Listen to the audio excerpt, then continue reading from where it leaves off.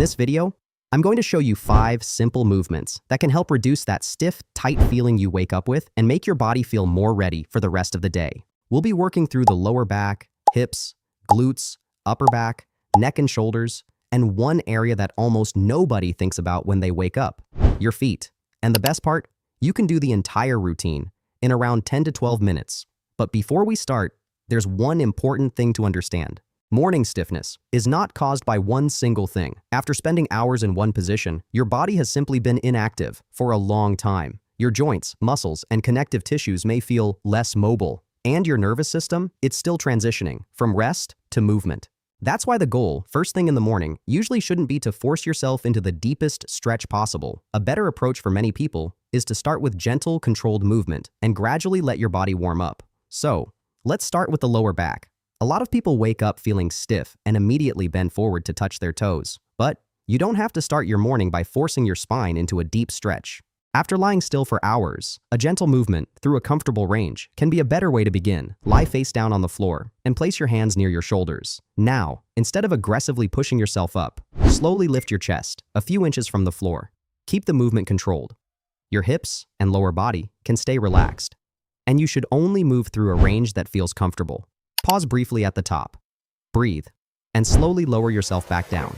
The goal here is not to force your spine into a dramatic backbend. It's simply to give your back a gentle extension movement and start getting your body moving again. Try 8 to 10 slow repetitions. And if you feel sharp, worsening, or radiating pain, stop. Now that your spine is moving, let's move to the hips. One of the most common mistakes people make when they feel stiff is searching for the most uncomfortable stretch possible. They find a position that feels terrible, hold it for 2 minutes, and assume that more discomfort must mean more progress. It doesn't. For many people, controlled movement is a better place to start. Get onto the floor in a 90-90 position. Both knees are bent, with one leg positioned in front of you and the other to the side.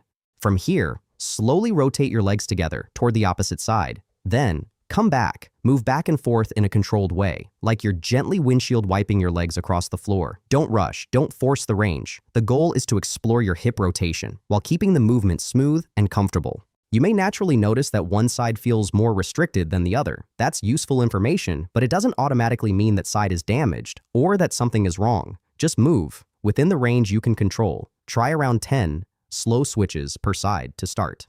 Next, we're going to activate an area that many people don't think about first thing in the morning, the glutes. After spending hours lying down or sitting for long periods, some people feel less coordinated when they first start moving. The glutes may not feel particularly active, and other muscles may end up doing more of the work during certain movements.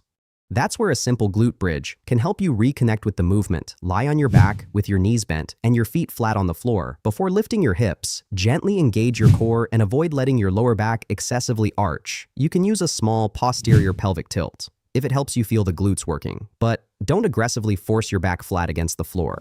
Now, drive through your feet and lift your hips. At the top, squeeze your glutes gently for about 2 seconds. Then, lower yourself back down with control. The goal is to feel the movement in your glutes, rather than simply throwing your hips upward as high as possible. Try 10 repetitions for 1 or 2 sets. Simple, controlled. No need to turn it into a competitive hip thrust championship. At 7 a.m. Now, let's move higher up the body. When your neck and shoulders feel stiff in the morning, the obvious response is usually to roll your neck around and hope for the best. But your upper back also plays an important role in how your upper body moves. If your thoracic spine feels stiff, gentle upper back rotation may be worth including in your morning routine. Get onto all fours in a tabletop position. Place your hands beneath your shoulders and your knees beneath your hips. Now, take one arm and slowly slide it underneath your opposite arm. Let your upper back rotate gently as your shoulder moves toward the floor. Then, return to the starting position and slowly rotate that arm upward toward the ceiling. You should feel movement around your upper back and shoulder area. Don't force your neck into an extreme position. Let your upper back do the majority of the movement. Then, repeat on the other side. Try 5 slow repetitions per side. For some people, moving the upper back this way can make the neck and shoulders feel less restricted. And now, we get to the most overlooked area on this entire list, your feet. Your feet provide your nervous system with important information about balance, pressure, and the surface you're standing on. So, after spending hours in bed, gently moving and activating your feet can be a simple way to start reconnecting with the ground. Stand barefoot if it's comfortable and safe to do so. Without curling your toes, try to gently lift the arch of your foot while keeping your toes relaxed and in contact with the floor. Hold for a few seconds, then release. Next, try spreading your toes apart as much as you comfortably can. Hold briefly, then relax. Alternate between these movements for a comfortable number of repetitions. You don't need to force your toes into positions they can't reach, and you don't need to perform hundreds of repetitions. To make the exercise useful, start with a manageable amount and pay attention to how your feet and lower body feel. For some people, simple foot exercises can make standing and walking feel more controlled after a long period of inactivity. And if you have persistent foot pain or another ongoing problem, don't assume a few exercises are the entire solution. Now, let's put everything together. Start with gentle spinal extension, then move through your 90-90 hip switches. Follow that with glute bridges, then add your upper back rotations, and finish with a short foot activation sequence. The entire routine can take around 10 to 12 minutes. That's less time than many people spend scrolling on their phone before they've even properly started their day. And the goal isn't to find one magical exercise that fixes every possible cause of stiffness. The goal is much simpler. You're gradually moving your spine. You're exploring hip movement. You're activating the muscles that help you move your hips. You're rotating your upper back, and you're giving your feet some controlled movement before asking them to carry you through the rest of the day.